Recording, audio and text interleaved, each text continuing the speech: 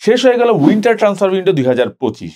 কোন ক্লাব কেমন সাইনিং করেছে, কোন ক্লাব তাদের উইকনেসগুলো অ্যাড্রেস করতে পেরেছে, কোন ক্লাব পারেনি, কারা কোন ক্লাবে গেলেন, সবকিছু নিয়ে এই উইন্টার ট্রান্সফার উইন্ডোর রিভিউতে আলোচনা করব আমি অমলান মোস্তাকিম হোসেন।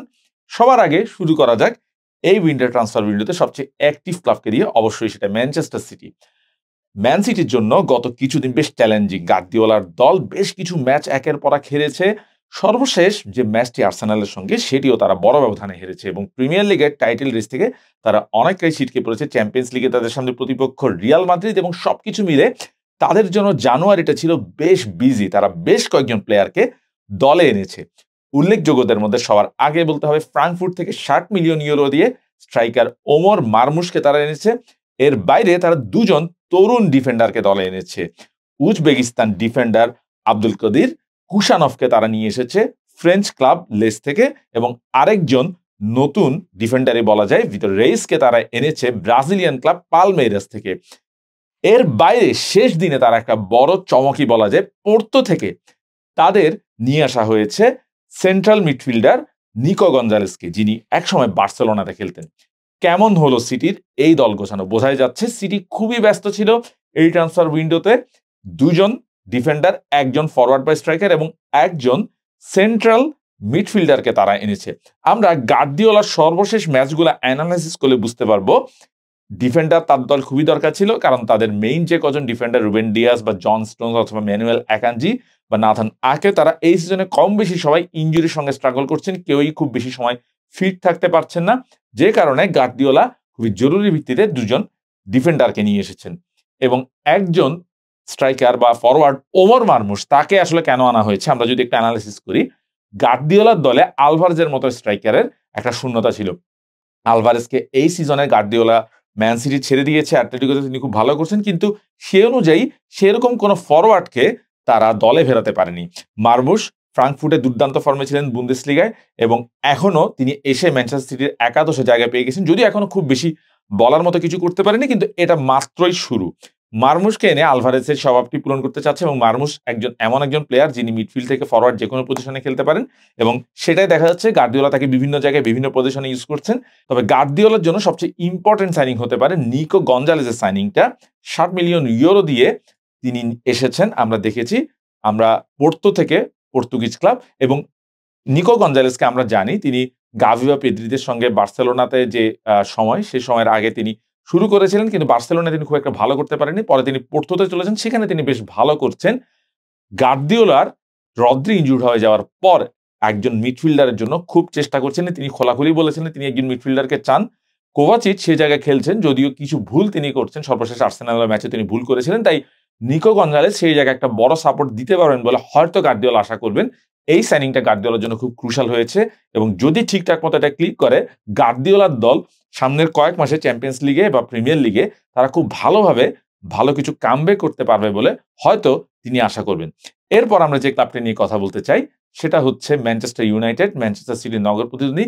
তারা এই দল বদলে বেশ কোয়াইট ছিল, যে কারণে ইউনাইটেড নিয়ে কথা বলা। ইউনাইটেড কিন্তু খুব বেশি সাইনিং করেনি, মাত্র একটি বড় সাইনিং বলতে মাত্র একটি সাইনিং করেছে, সেটা হচ্ছে লেচে থেকে তরুণ ডিফেন্ডার প্যাট্রিক ডোরগুকে দলে নিয়ে আসে। তিনি লেফট উইঙ্গার বা লেফট সেন্ট্রিক ডিফেন্ডার বা লেফট উইং ব্যাক হিসেবে তিনি খেলতে পারেন, এবং যেহেতু লুকস অনেকদিন ধরে ইনজুর, তাই এই জায়গায় একজন প্লেয়ারের খুব বেশি দরকার ছিল ইউনাইটেডের। কিন্তু ইউনাইটেড বেশ কয়েকজন প্লেয়ারকে ছেড়ে দিয়েছে, এর মধ্যে উল্লেখযোগ্য দুজন হচ্ছে একজন মার্কাস রাশফোর্ড এবং আরেকজন অ্যান্টনি। তিনি রিয়াল বেটিসে গেছেন, রাশফোর্ড গেছেন অ্যাস্টন ভিলায়। এবং ইউনাইটেডের জন্য সবচেয়ে বড় সমস্যা হবে তারা কোনো ফরওয়ার্ড আনতে পারেনি এই ট্রান্সফার উইন্ডোতে, যেটা তাদের জন্য একটা বড় প্রবলেম হতে পারে, কারণ তাদের ফিট এই মুহূর্তে মাত্র 4 জন ফরওয়ার্ড আছেন, হইলুন্ড, জেরজি এবং অবশ্যই আলেখান্দ্রো গার্নাচো, এবং এর বাইরে আমাদ দিয়ালো। সেই ম্যানচেস্টার ইউনাইটেডের কোনো ফরওয়ার্ড সাইনিং করতে না পারা তাদের জন্য মাথা ব্যথার কারণ হতে পারে। এই উইন্ডোতে খুব বেশি দল অ্যাক্টিভ ছিল না, যেমন চেলসিকে আমরা খুব বেশি অ্যাক্টিভ থাকতে দেখিনি, তারা লোনে দিয়েছে বেশ কয়েকজন প্লেয়ারকে। এর বাইরে আর্সেনালও খুব একটা অ্যাক্টিভ ছিল না। আর্সেনালের জন্য বড় চ্যালেঞ্জ ছিল একজন স্ট্রাইকারকে আনা, তাদের একজন গোল স্কোরারের খুব দরকার ছিল। কাই হ্যাভার্স তাদের সেই ভরসা কতটুকু দিতে পারছেন সেটা এখনো পরিষ্কার নয়, কিন্তু তারা শেষ পর্যন্ত এই উইন্ডোতে কোনো প্লেয়ার আনেনি, যদিও তারা চেষ্টা করেছিল অ্যাস্টন ভিলা থেকে ওয়াটকিন্সকে আনার, কিন্তু শেষ পর্যন্ত সেই কাজে তারা সফল হয়নি। এর বাইরে লিভারপুল খুব বেশি চেষ্টা করেনি নতুন কাউকে আনার বা ছেড়ে দেওয়ারও, তারা মোটামুটি কোয়াইট ছিল। শীর্ষ ক্লাবগুলোর মধ্যে টটেনহাম বেশ অ্যাক্টিভ ছিল।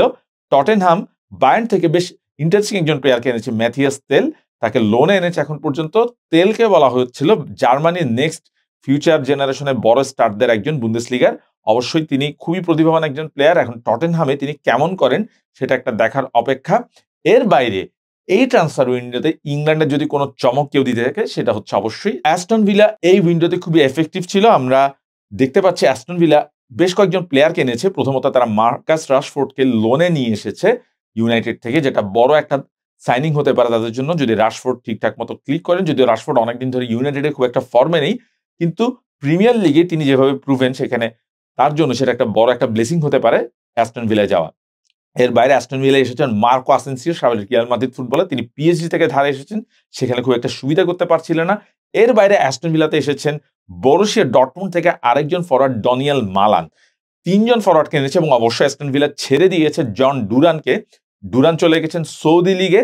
এবং এর বাইরে অ্যাস্টন ভিলা আরো বেশ কয়েকজন ডিফেন্ডার থেকে শুরু করে বেশ ইন্টারেস্টিং কিছু সাইনিং করেছেন। তাই এই ট্রান্সফার উইন্ডোতে ইংল্যান্ডের সবচেয়ে অ্যাক্টিভ ক্লাব এবং সবচেয়ে ইন্টারেস্টিং সাইনিং গুলো সম্ভবত অ্যাস্টন ভিলা করেছে ম্যানচেস্টার সিটির পরে।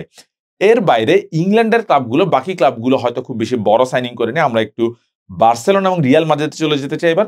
বার্সেলোনার জন্য এই উইন্ডোটা এক অর্থে উইন উইনই ছিল বলা যায়, কারণ তাদের সবচেয়ে বড় যে ব্যাপারটা, তারা অবশ্যই ডানি অলমোকে রেজিস্টার করে শেষ পর্যন্ত ধরে রাখতে সক্ষম হয়েছে, যেটা নিয়ে একটা বড় তাদের একটা হয়তো আশঙ্কা ছিল যে অলমোকে তারা ছেড়ে দিতে হবে। যদিও এখনো লা লিগা সভাপতি বলে যাচ্ছেন যে অলমোকে ডি রেজিস্টার করানোর মানে অলমোকে যে বার্সেলোনা ধরে রাখতে না পারে সেই চেষ্টা তারা পুরোটাই করবেন। কিন্তু শেষ পর্যন্ত এখন পর্যন্ত অলমো আছেন। এবং বার্সেলোনার জন্য আরেকটি ভালো সংবাদ, আরাউহো অথবা এরিক গার্সিয়া অথবা আনসু ফাতির মতো যারা লোনে যেতে পারতেন বা লোনে যাওয়ার কথা শোনা যাচ্ছিল, তাদেরকে শেষ পর্যন্ত সবাইকে তারা ধরে রেখেছে। নতুন কাউকে সেই অর্থে তারা আনেনি, তবে কিছুটা লাভ তারা করেছে। নিকো গঞ্জালেস তিনি পোর্তো থেকে ম্যানচেস্টার সিটিতে এসেছেন। তার 60 মিলিয়ন থেকে প্রায় 13 মিলিয়নের কাছাকাছি নাকি বার্সেলোনা পাবে, যেহেতু তারা তিনি বার্সেলোনা থেকে পোর্তোতে গিয়েছিলেন, সেখানে একটা বড় লাভ করেছে বার্সেলোনা।